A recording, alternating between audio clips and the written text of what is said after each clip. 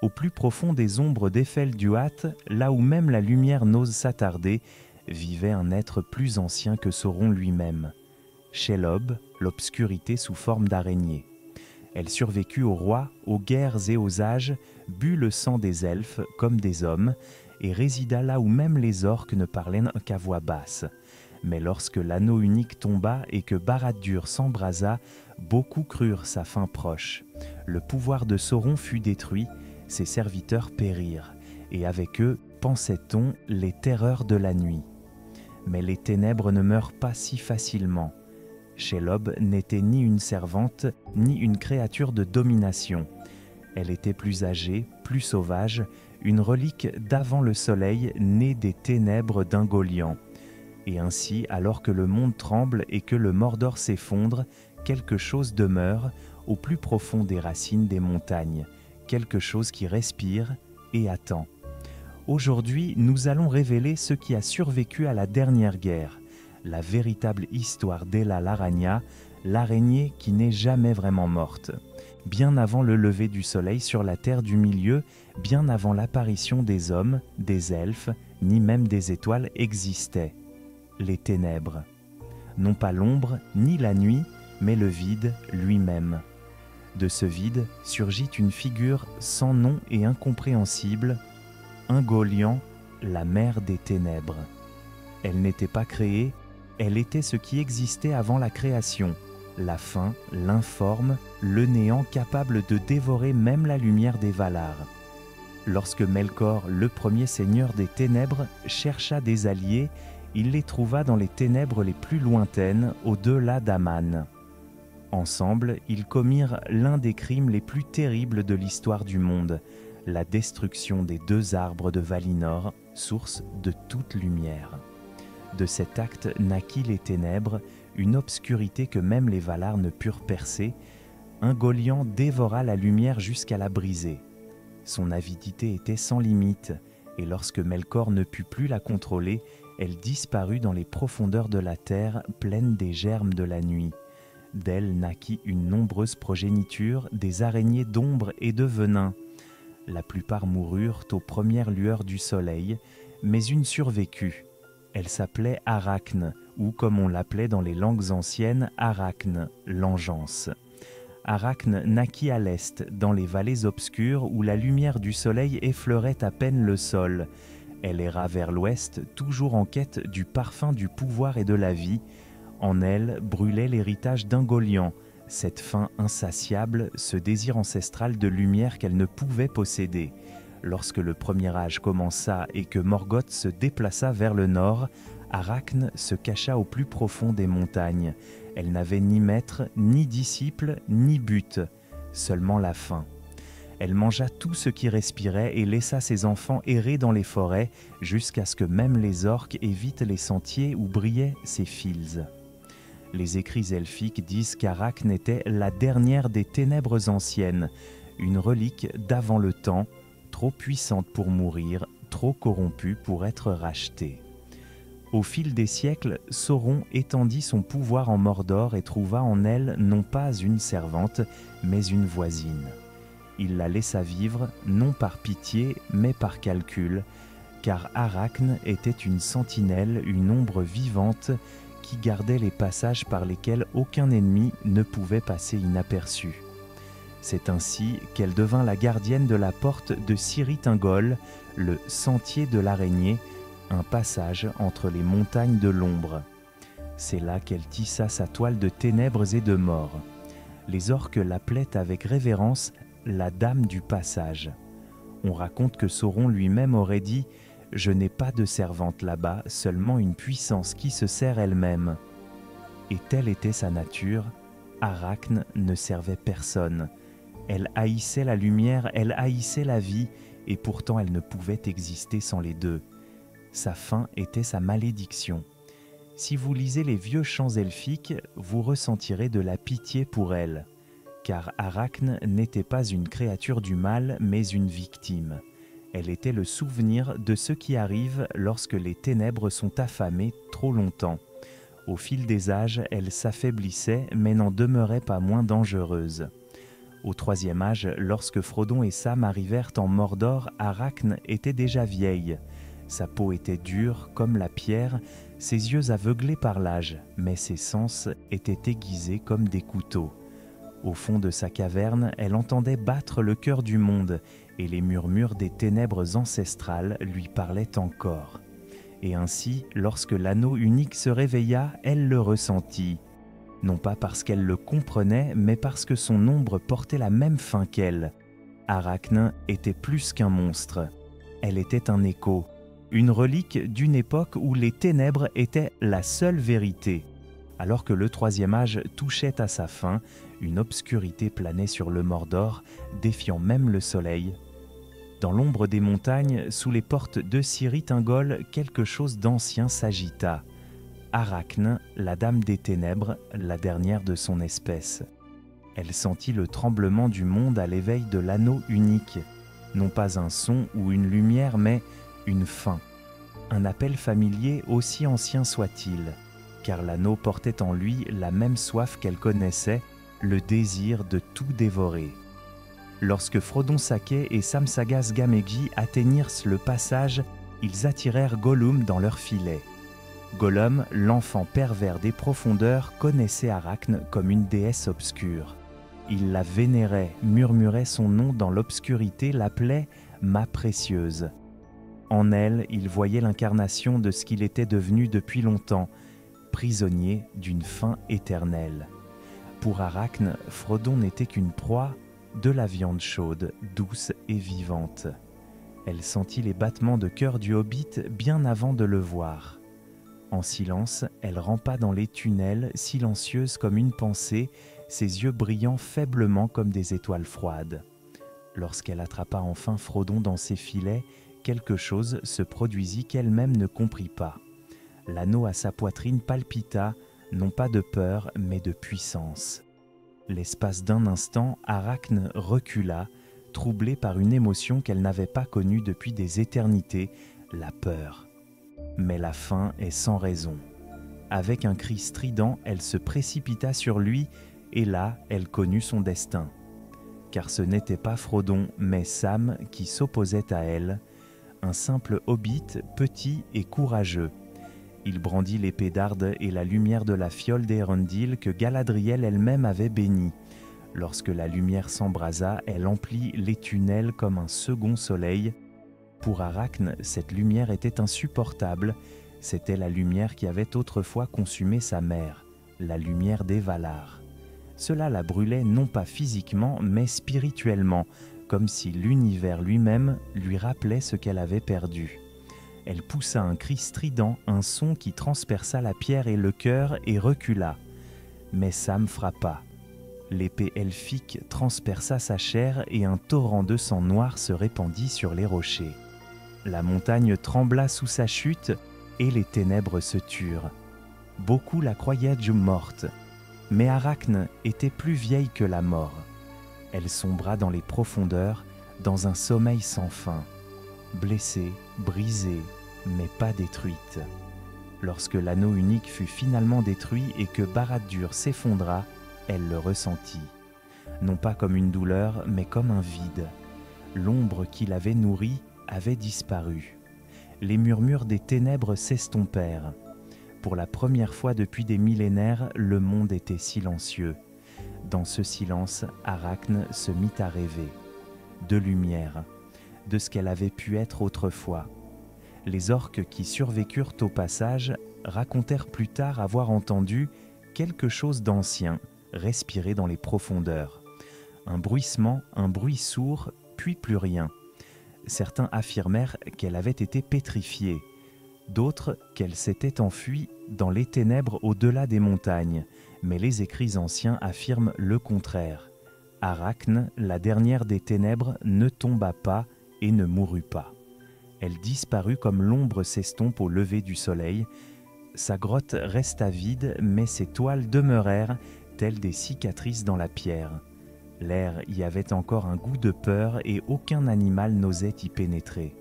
Même après des siècles, on disait que son odeur persistait dans l'air, faible mais impérissable, car les ténèbres assez anciennes ne meurent pas.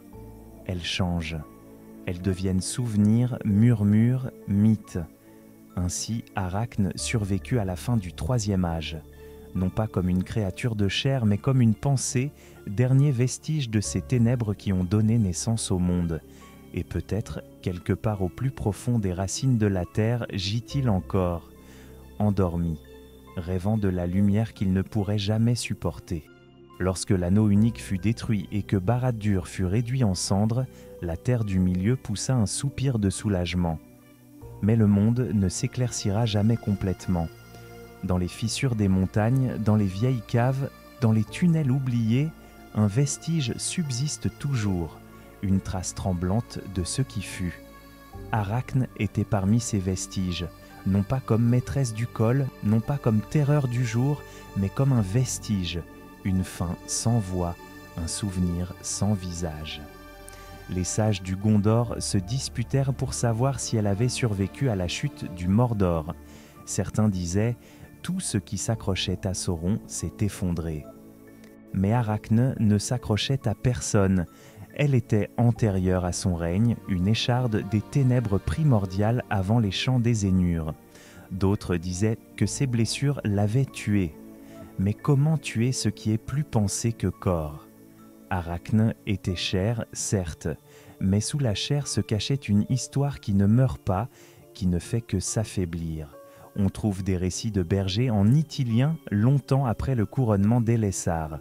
Il parlait d'yeux de nuit où les chiens oubliaient d'aboyer et où les haies se taisaient, comme si la terre elle-même avait appris à retenir son souffle. Aucune trace, aucun fil, seulement une odeur, froide, résineuse, ancienne.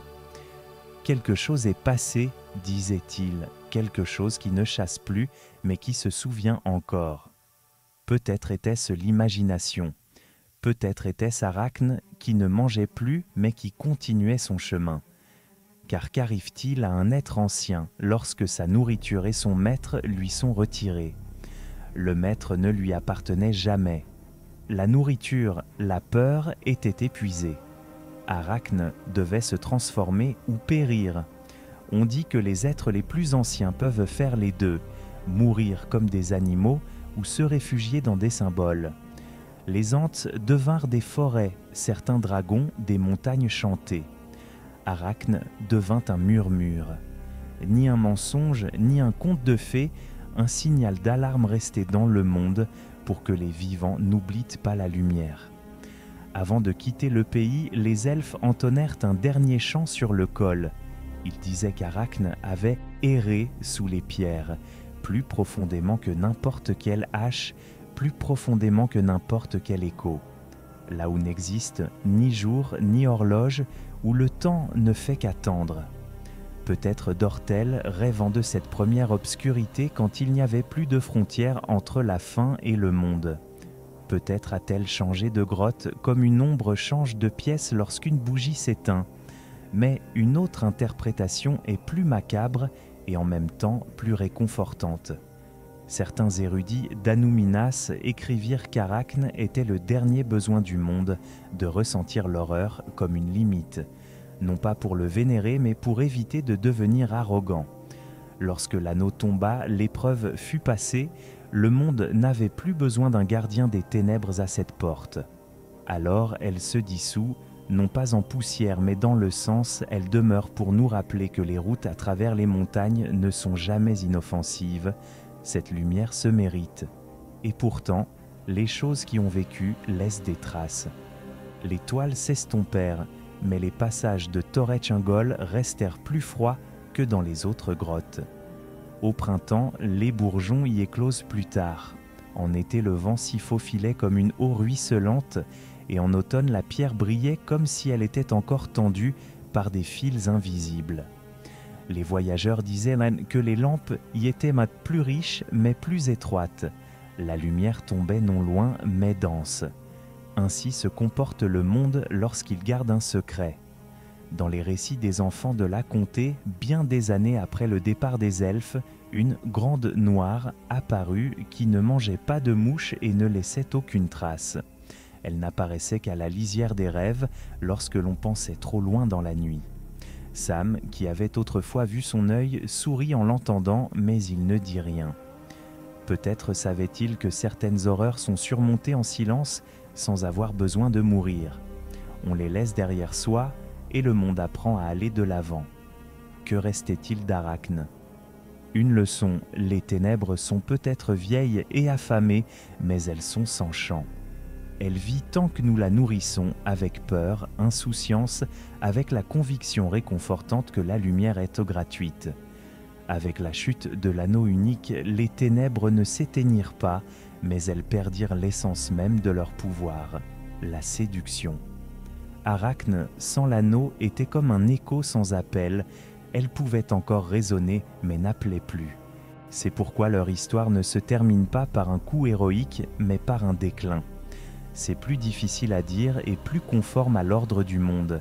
Les grands mots s'accompagnent rarement de tonnerre. On les désapprend. Il ne reste que des sentiers à éviter et des chants à chanter doucement avant d'entrer dans les montagnes, non par superstition mais par gratitude. Le temps passe et la fin, pas la fin. Lorsque, bien des hivers plus tard, vous vous tenez sur les pics dominant le col et que le soleil se couche dans les brumes orientales, vous pouvez encore apercevoir quelque chose, une fine ligne argentée entre deux rochers, ondulant dans l'absence de vent. Elle n'est ni collante ni dangereuse. Elle est simplement là, un souvenir. Peut-être est-ce un fil ancien qui a traversé les siècles, peut-être n'est-ce que du gel. Pour la terre du milieu, cela ne fait aucune différence, car finalement, Arachne est moins une araignée qu'une question. Que faire de la lumière lorsque l'ombre disparaît ? La réponse appartient aux mortels. Shelob ne l'a plus. Elle est partie dans les profondeurs, dans le silence, dans ce recoin du monde où les choses anciennes attendent que personne ne les réclame plus. Et pourtant, par les soirs les plus calmes, lorsque les étoiles brillent intensément au-dessus de l'Ithilien et que la nuit est comme du verre, on jurerait entendre un grattement lointain, lent, patient. Aucune menace, seulement un souvenir, un signe que la lumière a gagné car elle reste éveillée. Ainsi s'achève l'histoire de Shelob, non pas avec la mort, mais avec mesure. Le monde n'a pas oublié sa terreur, il a appris à vivre avec. Et c'est là que réside la véritable guérison d'un âge qui a survécu à l'anneau. Il est des histoires qui se terminent non pas par un coup, mais par une exhalaison. Celle d'Arachne en est une. Lorsque les murs de Barad-dûr tombèrent et que l'anneau brûla, aucun chant de victoire ne fut entonné par-dessus le col de Cirith-Ungol. À la place, le silence s'installa sur les rochers, et de ce silence naquit ce que la terre du milieu avait longtemps méprisé, la certitude. Non pas que toute obscurité fût révolue, mais qu'elle ait des limites. Dans les années qui suivirent le couronnement d'Elessar, la géographie de la peur changea. L'Ithilien prospéra, les jardins cèdent la place aux ruines, et même les routes menant aux montagnes de l'ombre furent de nouveau foulées. Pourtant, tous ceux qui y marchaient sentaient que le monde avait conservé sa mémoire. Les vents du col portaient un parfum qui ne menaçait pas, mais qui avertissait seulement. Les rochers brillaient d'une lueur humide au matin, comme si la nuit y avait laissé des fils. Ainsi, la nature révélait ce que les chroniques exprimaient. Le mal n'avait pas été éradiqué, il avait été détrôné. Les érudits de Minas Tirith se disputaient sur la classification d'Arachne. Était-elle une bête maudite ou une relique de la première ombre ? Avant de prendre le large, les sages elfiques donnèrent une réponse moins explicite qu'elle n'ordonnait. Elle était ce qui subsistait lorsque la faim d'Ungoliant s'apaisa. Un vestige du principe de la nuit primordiale lié au corps et au lieu, mais fondamentalement une idée. Avec la chute de l'anneau, cette idée perdit sa substance. Elle ne fut pas réfutée, elle devint inutile. Sam Gamgee, qui avait regardé Arachne dans les yeux, en parlait rarement. Lorsqu'il le faisait avec cette douce sobriété plus forte que le pathos. Il disait « La lumière blesse, mais elle guérit aussi. Il suffit de la retenir assez longtemps. » Dans cette simple intuition résidait l'essentiel de ce que l'Occident pouvait apprendre de la rencontre avec Arachne. Toutes les ténèbres ne peuvent être chassées, mais toutes les ténèbres peuvent être supportées si la lumière reste éveillée. Dans le folklore gondorien, Arachne survécut sous forme de légende, non pas comme un monstre à chasser à la lance, mais comme une borne. Les parents racontaient à leurs enfants que les chemins qui promettent des raccourcis recèlent d'épreuves, que le courage ne réside pas dans l'absence de peur, mais dans le fait de franchir le pas suivant avec une vision claire. Lève la lampe, sonde le sol, marche avec prudence, disait-on. L'enseignement de l'araignée devint une éthique, pas de pas sans lumière. La poésie, elle aussi, conserva son éclat. Un chant tardif des dunes d'Ain, souvent chanté les nuits d'automne, raconte l'histoire d'une araignée qui met de côté sa faim, car son miroir, la lumière dans la fiole, lui montre qu'elle ne peut être satisfaite. Non pas le regret ni la conversion, mais l'épuisement, la prise de conscience que la chasse elle-même est devenue vaine. Le chant ne se termine pas par la mort, mais par une phrase, et elle descendit là où les noms s'arrêtent. Voilà comment les gens peuvent devenir doux lorsque la terreur ne règne plus. Pour les cartographes des 4e et 5e générations, le col demeurait une nuance de gris. Ni rouge, ni noir, ni signe de danger, mais une bande finement hachurée avec un texte marginal, Cirith-Ungol, seulement de jour, seulement en compagnie, seulement avec la lumière. Il y avait plus de sagesse dans cette brève note que dans bien des traités. Car le monde, semblait-il, avait appris à gérer son passé de manière responsable, non pas à le réprimer, non pas à le glorifier, mais à l'encadrer. Et qu'en était-il d'Arachne ? La dernière trace disparaît, comme toutes les dernières traces. Certains disent qu'elle était trop grande pour prendre pied dans ce monde plus lumineux, d'autres qu'elle devint trop petite, une ombre dans l'ombre jusqu'à disparaître dans les fissures des pierres.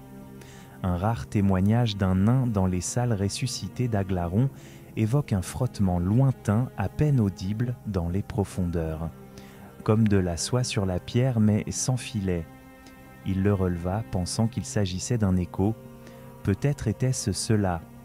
Peut-être était-ce une salutation d'autrefois qui ne pouvait plus blesser personne. Ainsi, Arachne demeure dans la mémoire du monde comme un contrepoids. La preuve que la lumière ne défait pas tout, mais change tout. Que les victoires ne consistent pas à éteindre les ennemis, mais à supprimer les raisons. L'anneau a donné raison aux ténèbres, promesse, séduction, direction. Avec sa fin, il ne restait aux ténèbres que l'habitude. Et les habitudes ne s'éteignent pas dans le feu, on les désapprend par la vigilance, par l'éducation, par le quotidien. En fin de compte, il n'y a pas le cri d'un héros, mais une attitude. Les peuples de la Terre du Milieu décidèrent que leur cité avait besoin de fenêtres et leur chemin de lampes, que des histoires devaient être racontées, même les plus inconfortables, afin que les enfants comprennent pourquoi on porte la lumière lorsqu'on s'aventure dans les montagnes. C'est une civilisation fragile mais vivace, non pas ivre de victoire, mais éveillée. Aujourd'hui, longtemps après le départ des elfes, lorsqu'on se tient devant Cirith-Ungol par une claire matinée d'hiver, le col paraît discret. La neige gît sur les prises, le rocher est immobile.